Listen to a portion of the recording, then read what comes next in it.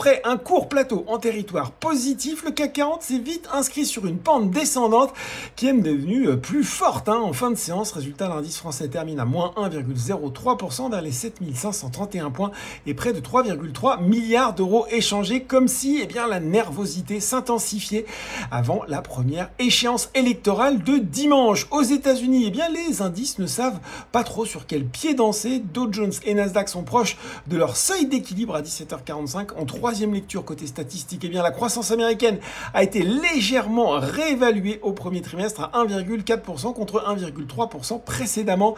Côté valeur, ça craque pour le fabricant de jeans Lévi-Strauss, moins 16%. Lévi-Strauss qui annonce un chiffre d'affaires inférieur aux attentes des analystes au deuxième trimestre. Du côté des valeurs en hausse à Paris, cette fois-ci, c'est Kering qui brille particulièrement et signe une cinquième séance de progression.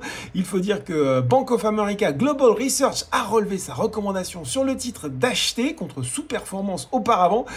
Il cite notamment des signes d'amélioration pour la marque phare du groupe, Gucci, actuellement en difficulté. Et puis l'objectif de cours passe lui de 350 à 450 euros. Belle remontée.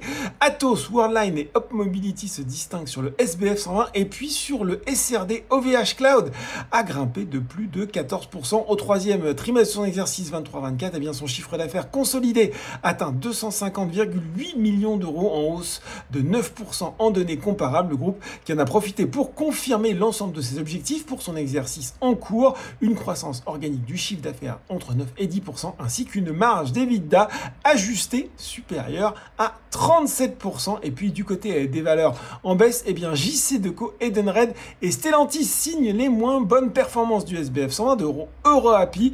Le spécialiste des principes actifs a mis à jour ses perspectives pour 2024, anticipant maintenant entre 8 et 11% de baisse du chiffre d'affaires sur une base comparable.